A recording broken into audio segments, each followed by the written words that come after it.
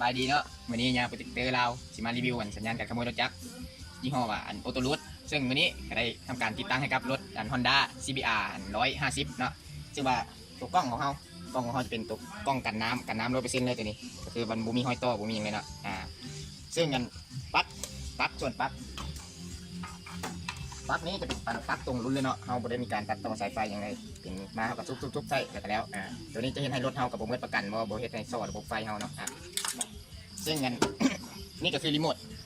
นะรีโมทของการขโมยเฮาซึ่งว่าลักๆจะมีอยู่4ปุ่มนะก็คือมีปุ่มล็อกปุ่มปลดล็อกปุ่มสตาร์ทแล้วก็ปุ่มค้นหาตัวรถซึ่งอันปุ่มล็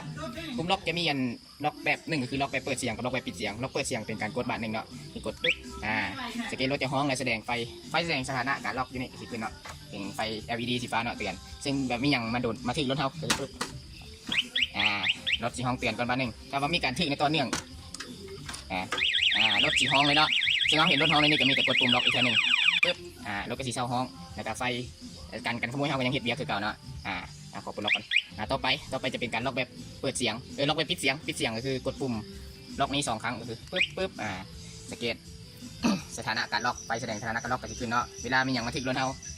ถึงรถสีมีแต่ไฟหุ่งเตือนได้ซื้อเนาะที่รถสีบดังรถสีดังในกรณีใดก็คือรถสีดังในกรณีที่ว่ามีโจรมาเอากระเจผีป่ะเจอย่างมาเนาะมาแทงเบากระเจเฮาแล้วบิดไปที่ออนสังเกตรถจะห้องไฟหน้าปัดจะตัดเนาะมันจะตัดไฟหน้าปัดเอาเนาะกรณีนี้เขากดปุ่มล็อกแล้วรถเฮายังบ่เศร้าห้องให้สันนิษฐานได้เลยว่ารถเฮานี่ถือโจรมาลักแน่นอนเนาะให้เฮาฟ้าวเล่นมาหาตัวรถแล้วก็กดปุ่มกดล็อกซะแต่ว่าเห็นรถปลอดภัยแล้วกดปุ่มกดล็อกปึ๊บรถกระสีเศร้าห้องแล้วก็สังเกตไฟหน้าปัดอย่างกะเข้ามาเป็นเบียร์ปกติเนาะต่อไปปุ่มที่3จะเป็นปุ่มมันสตาร์ทตัวรถนี่ก็เอาบ่ได้ใส่กระเจเลยเนาะก็คือเฮากดปุ่มนี้สองเทื่อปึ๊บรถกระสีสตาร์ทเนาะมาเรียงไงซึ่งกรณีที่ว่าเฮาสตาร์ทด้วยรีโมทนี้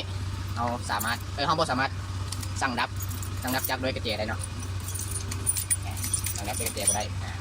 ก็คือสตาร์ทด้วยรีโมทต้องดับด้วยรีโมทในการดับก็คือมีแต่กดปุ่มมันกดล็อกเนาะปึ๊บเราก็สิดับอันนี้เนาะต่อไปจะเป็นปุ่มค้นหาตัวรถก็คือรถเฮาค้นหาว่ารถเฮาจอดล็อกไว้บ่ยังดีอยู่บ่หรือว่าจอดอยู่ในตลาดบ่เฮาลืมบนจอดอยู่ไสเนาะเฮากดปุ่มบานนึงปึ๊บรถก็สิห้องเมื่อเห็นแล้วเราก็สามารถกดปุ่มล็อกหรือว่ากดล็อกได้เนาะอย่างนี้เราสิกดปุ่มกดล็อกเนาะปึ๊บต่อไปจะเป็นการใช้งานก็คือตัวนี้กรณีที่ว่าเราจอดรถไว้ล็อกคอล็อกอย่างธรรมดานี่โดยที่ว่าบ่ได้ล็อกกันขโมยเนาะก็คือโจรมาลักมันสตาร์ทรถเข้าไปแล้วแล้วเราเห็นว่าโจรนั่นน่ะรถเฮาหรือว่าโจรมาลักรถเฮาในรัศมีประมาณนั้น50-100 เมตรเนาะอันขึ้นกับความไหม้ความอย่างของฐานรีโมทเฮาเนี่ยเดี๋ยวนี้แต่สมมติเราเห็นนั้นให้เฮากดปุ่มมันล็อกเนาะเฮาบ่แนะนำให้กดปุ่มกดล็อกก็คือเอาเฮาสิกดให้เบิ่งกดปุ่มว่าปุ่มกดล็อกมันกดไปแล้วมันสิเป็นอะไรคือตอนนี้เฮากดปุ่มกดล็อกปุ๊บรถก็สิดับเลยและสังเกตไฟหน้าปัดขึ้นมาคือเก่าเฮ็ดให้อย่างโจรสามารถสตาร์ทรถเฮาแล้วก็ยังสามารถขับได้ไปต่ออันนี้เฮาบ่แนะนำให้กดเนาะในเมื่อเราเห็นอันนั้นแล้วเฮามีแต่กดปุ่มนี้ปุ่มล็อกนี้ก็คือกดไปปุ๊บรถสีดังประมาณ10 วินาทีนี่แหละโจรก็สามารถขี่ไปได้อยู่ในระยะหนึ่งระยะ10 วิเนาะแล้วรถก็จะดับไปเนาะไฟหน้าปัดบ่ขึ้นโจรมันยิดเจ๊ให้ไหนไฟก็บ่ขึ้นเนาะสตาร์ทรถบ่ได้เห็นให้โจรรถไปบ่ได้เมื่อเราเห็นรถเฮาแล้วเฮาก็มีแต่กดปุ่มกดล็อกรถก็สิเซาห้อง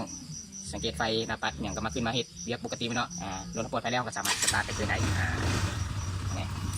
อันนี้เป็นการจบการรีวิวเท่านี้เนาะคือการใช้งานหลักๆใช่ปะใครสนใจก็สามารถติดต่อไปได้งานโปรเจกต์เตอร์ลาวเนาะขอบใจหลายๆ